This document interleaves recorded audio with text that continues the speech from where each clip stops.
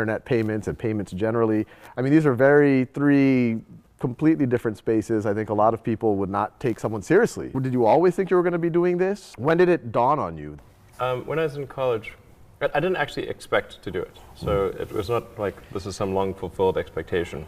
But when I was in college, I thought about what are the areas that would most affect the future of humanity, in my opinion. The three areas were the internet, sustainable energy, and space exploration, particularly if humanity becomes a multi-planet species. You know, there's kind of like a pretty substantial bifurcation in our sort of future if we're either out there among the stars on multiple planets or if we're confined to Earth until some obviously eventual extinction event. Yeah. Not that I'm pessimistic about life on Earth. I mean, I think some things are likely to be good. But even more likely to be good by far. Yellowstone's due for an explosion every several right, hundred thousand. Exactly. Sanu knows about that. I know exactly what you're talking about. Yeah. Exactly. So we read the same books, I can tell. Right, absolutely. Yes. I mean, something bad is bound to happen if you give it enough time. Civilization has been around for such a very short period of time. You know, these timescales seem very long, but on a evolutionary timescale, they're very short. Yeah. A million years on evolutionary timescale is really not much. You know, Earth's been around for 4.5 billion years. Yeah. I mean, can you imagine if human civilization continued at anything remotely like the current pace of technology advancement for a million years? Where would we be? I think we're either extinct or on a lot of planets. Yes, we should. Those are the two options. But given that, I mean, one, that's kind of as epic as one can think about things, I mean, literally. How did you make that concrete? How does that turn into SpaceX, Tesla, and PayPal? So I thought about these things kind of in the abstract, not from the expectation that I would actually have careers in those arenas. But I wanted to be involved in at least one of them. At first, I thought the best bet was going to be electric cars. Yeah. And so the area that I was studying was advanced capacitors. Right? So essentially capacitors that have an energy density exceeding that of batteries. Because they have a very high power density, but a low energy density. Yeah. So if you could make a capacitor that had anywhere near the energy density of a battery with its incredibly high power density and its quasi-infinite cycle and calendar life, then you would have an awesome solution for energy storage in mobile applications. Yeah. So that I was going to sort of work on that and try to leverage the equipment that was developed for advanced chip making and photonics to create ultra-precise capacitors at the molecular level. And this is when you were going to go into grad school? Yeah, you had a brief stint at Stanford. That's right. At a PhD in applied physics? Applied physics, material science. Right. This is what you were, so even then you were thinking of kind of trying to do something in the space. Well, actually this was to work on energy storage solutions for electric cars. Yeah. And I'd actually worked at a company in Silicon Valley called Pinnacle Research, which did advanced capacitors. They were electrolytic capacitors, and they actually were pretty good. They had like the energy density of a lead-acid battery, which for a capacitor that's a big deal. But they used ruthenium tantalum oxide, and I think at the time there was maybe like 1 or 2 tons of ruthenium mined per year in the world. See. So it's not a scalable solution. Yeah. But I thought there could be some solid-state solution, say using chip-making equipment. That was going to be the basic idea. But it was one of those things where I wasn't sure if success was one of the possible outcomes. And it's difficult to bound that problem exactly and say, okay. So you're saying I felt like this was a destined failure, is another way to parse that sentence. But anyway, so. No, I didn't think it would fail, but I wasn't sure that success was a possibility. Okay, yes. And generally it's desirable to figure out if success is at least one of the possibilities. Right, exactly. Because for sure failure is one of the possibilities. Yes. But ideally you want to try to bracket it and say success is in the envelope of outcomes. Yeah. And I wasn't quite sure if that was the case. I mean, I think success on an academic level would have been quite likely. It could have been one of those outcomes where you add some leaves to the tree of knowledge. Yeah. Okay. Yeah. And that leaf is, nope, it's not possible. Right. Right. There goes 7 years of my life. So that was one path, and I was prepared to do that. But then the internet came along, and I was like, okay, the internet. I'm pretty sure success is one of the possible outcomes, and it seemed like I could either do a PhD and watch the internet happen, or I could participate and help build it in some fashion. Like I just couldn't stand the idea of watching it happen. Yeah, yeah. So so I decided to put things on hold and start an internet company. We worked on like publishing software, maps and directions, Yellow Pages, kind of things. We had as investors and customers the media companies, so like New York Times, Knight Ridder, Hearst. And this was just at the early stages. I mean, this was like late 95. 95. Oh, so it's really early stages. That's really out the gate. Yeah. Yeah, absolutely. Yeah. the reason we worked with the media companies is because we knew they had money. Like there was no advertising money in '95. Right, right. In fact, the idea of advertising the internet seemed like a ridiculous thing to people. Obviously not so ridiculous anymore, but at the time it seemed like a very unlikely proposition. And a lot of the media companies weren't even sure that they should be online. Right. Like what's the point of that? Yeah. And did y'all think that PayPal was just going to be a simple little internet way to, or do you think it was going to turn into the major kind of transaction processing engine that it is right now? I didn't expect PayPal's growth rate to be what it was. Yeah. So, and that actually created major problems. So we started PayPal on University Avenue. Oh. Yeah. After the first month or so of the website being active, we had 100,000 customers. Really? Wow, I didn't realize it was. Yeah, it was nutty. Oh, wow. And how did it start? How did people just even know to use it? And I mean, obviously, both buyer and seller have to be involved. We started off first by offering people $20 if they opened an account, and $20 if they referred anyone. And then we dropped it to $10, and then we dropped it to $5. As the network got bigger and bigger, the value of the network itself exceeded any carrot that we could offer. So how much money did y'all spend with that kind of $5, $10, $20 incentive to get that critical mass going? That was a fair amount. I think it was probably $60 or $70 million. Oh, wow, okay, so it was a Yeah, substantial. Oh, okay, so we're not talking peanuts here. Yeah, this is. Yeah, it depends on your relative scale. Yeah, it's a peanut to Google. Yes, no, that's right, that's right. Here's a peanut. Yes. Google's got 50 billion, Apple's got, I don't know, 150 billion, some crazy amount of money. Wow, That's just cash. Yeah, That's 0.1% of Google's. That's true. You're right. That's inexpensive. It's nothing. Relative to them, it's pretty inexpensive. Yeah, well, that's right. And then we did a bunch of things to decrease the friction because it's like bacteria in a petri dish. Yeah. What you want to do is try to have one customer generate like 2 customers. Yeah. Okay, or something like that, maybe 3 customers ideally. And then you want that to happen really fast. And you could probably model it just like bacteria growth in a petri dish, like, and it'll just it'll expand very quickly until it hits the sides of the petri dish. And it just slows down. Actually, I mean, the origin of PayPal is, or rather, SpaceX is that I was trying to figure out why that we'd not sent any people to Mars, because the obvious next step after Apollo was to send people to Mars. So.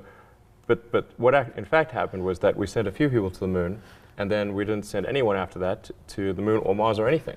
But if you'd asked people in 1969, what would 2013 look like? They would have said there'll be a base on the moon. We would have at least sent some people to Mars, and maybe there'd even be a base on Mars. There'd be like orbiting space hotels, all this awesome stuff in space. Yeah. And that's what people expected. And if you'd said, well, actually, the United States in 2013 will not be able to send anyone to orbit. But I'll tell you what will exist is that there'll be this device in your pocket that's like the size of smaller than a deck of cards that has access to all the world's information, and you can talk to anyone on planet Earth. Yeah. And even if you're like in some remote village somewhere, as long as there's something called the internet, that wouldn't know what that means, of course, then you'd be able to communicate to anyone instantly and have access to all of humanity's knowledge. Said like bullshit. There's no way that's going to be true. Right. And yet we all have that, and space is not happening. So I was trying to figure out like what was the deal here, and this was like 2001. And it was just a friend of mine asked me what I'm going to do after PayPal. And I said, well, I've always been interested in space, but I don't think there's anything that an individual could do in space because it's the province of government, and usually large government. Yeah. But I'm curious as to when we're going to send someone to Mars. So I went to the NASA website, tried to figure out like, where's the place that tells you that, and I couldn't find that. So I thought, well, like either I'm like bad at looking at the website, or they have a terrible website, because surely there must be a date. That should be a big date, yeah. Yeah, it should be like, this should be on the front page. And then I discovered actually that NASA had no plans to send people to Mars, or even really back to the moon. Yeah. So this was really disappointing. I thought, well, maybe this is a question of national will. Do we need to get people excited about space again, and try to get NASA a bigger budget, and then we would send people to Mars. So I started researching the area, becoming more familiar with space, reading lots of books, and came up with this idea to do something called Mars Oasis, which was to send a small greenhouse with seeds and dehydrated gel. That upon landing, you hydrate the gel. You have green plants on a red background, and the public responds to precedents and superlatives. Yeah. So we'll be the first life on Mars, the furthest that life's ever traveled, and you'd have this money shot of green plants on a red background. Yeah. So that seemed like it would get people pretty excited. So I started getting into this and trying to figure out, okay, well, can I build the spacecraft? Because I had some money from as a result of PayPal, but it had to fit within that budget. And I figured we had to do 2 missions because if we only did one and it failed, then it might have like the opposite effect. But you were willing to bet the farm, so to speak, on this. Yeah, I figured like I was willing to spend half the money that I got from PayPal with no expectation of return. Right. Because I thought this was just something that was pretty important, and it seemed like I could spend half the money made on PayPal on this, and there'd be, if that got NASA a bigger budget and resulted in us going to Mars, that would be a pretty good outcome. And when your friends came or your family came up to you and said, look, you know, there's nations that can't do this, you know, you're a guy, but you have some resources, what did you say or do or think?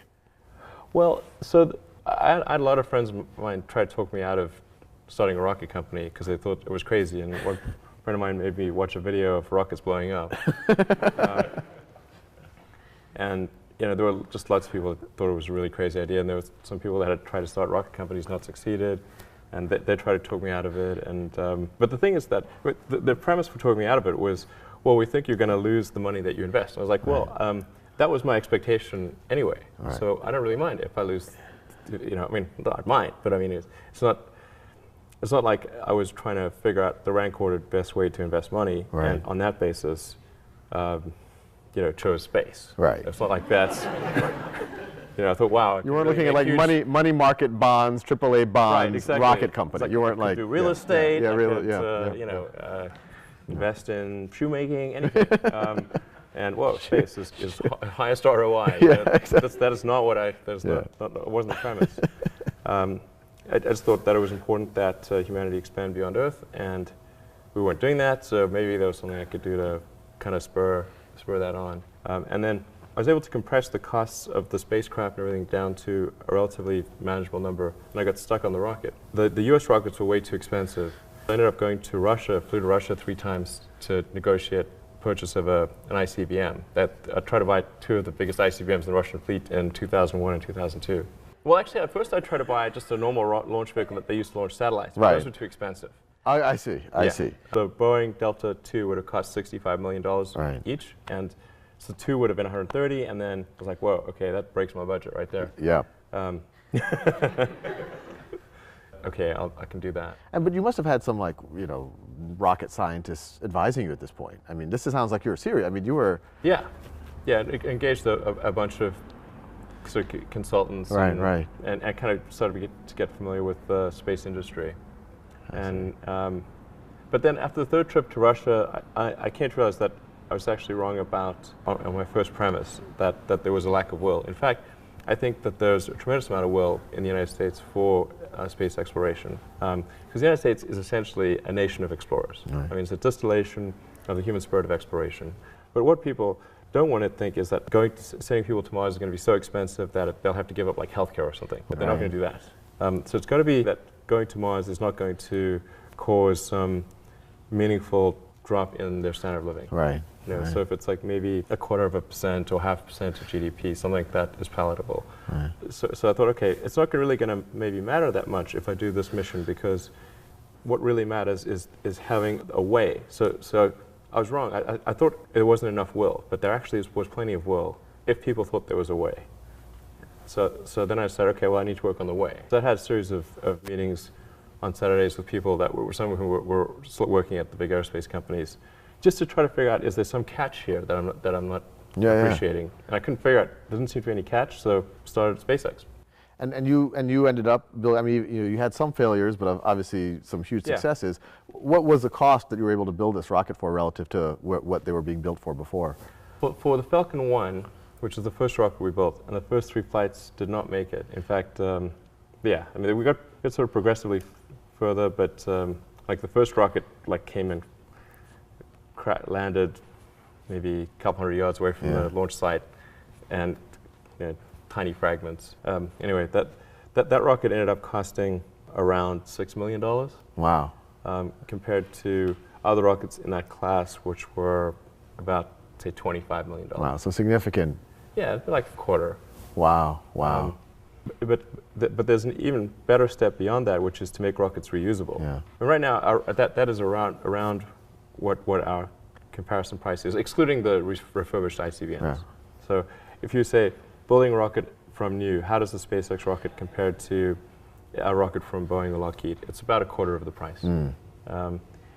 However, if we make it reusable, then it can be 2 orders of magnitude cheaper.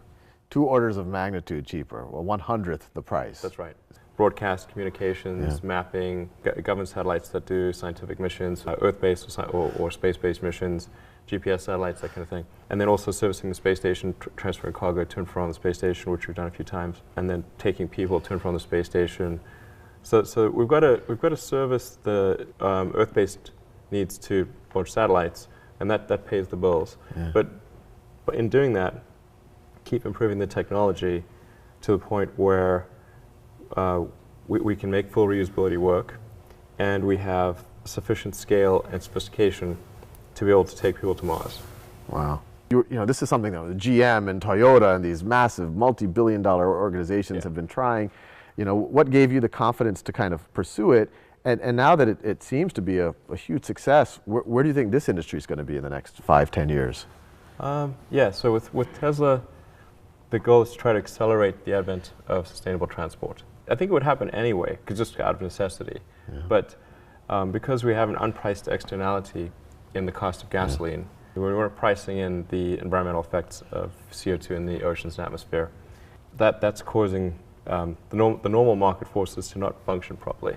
And so the goal of Tesla is to try to act as a catalyst to accelerate those sort of normal forces, the normal sort of market reaction that would occur. We're trying to have a catalytic effect on that. Yeah.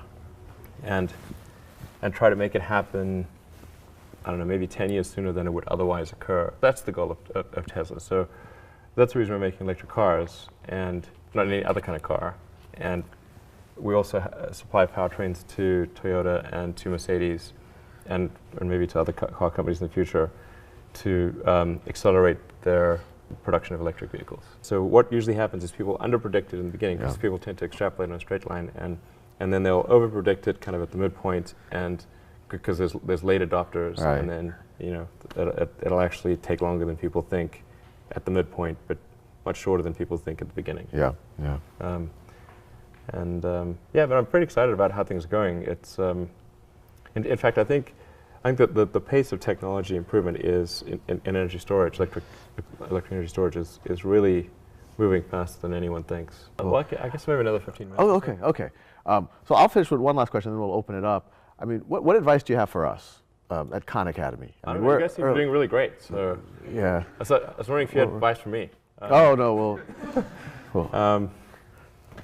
Yeah, I mean, it seems like you're doing an amazing job of really super leveraged. You know, I mean, obviously a small team, and you're having a dramatic effect on. Yeah, half these people don't even work here. They're just like, so like it's even, yeah. Right. It's right. So it's I think very impressive thing you're doing to spread knowledge and understanding, you know, throughout the world. The universe soon. Throughout the universe, if you hold up your end of the bargain. Yeah. I mean, it's actually kind of funny. You know, if you think of like what is education, like you're basically downloading data and algorithms into your brain, and it's actually amazingly bad in conventional education because like it shouldn't be like this huge chore.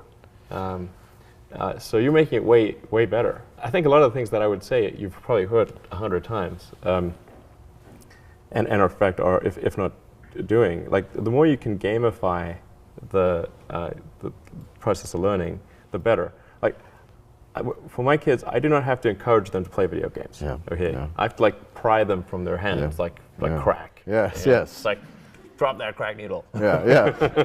You have that problem at your house too. Yeah, yes, exactly. The crack is addictive. Yeah. So to the degree that you can make somehow learning like a game, then it's better. Well, you have to say, like, people, I think, don't stand back and say, well, why are we teaching people these things? And we should tell them probably why we're teaching these things. Because a lot of kids are just in school kind of puzzled as to why they're there. You know?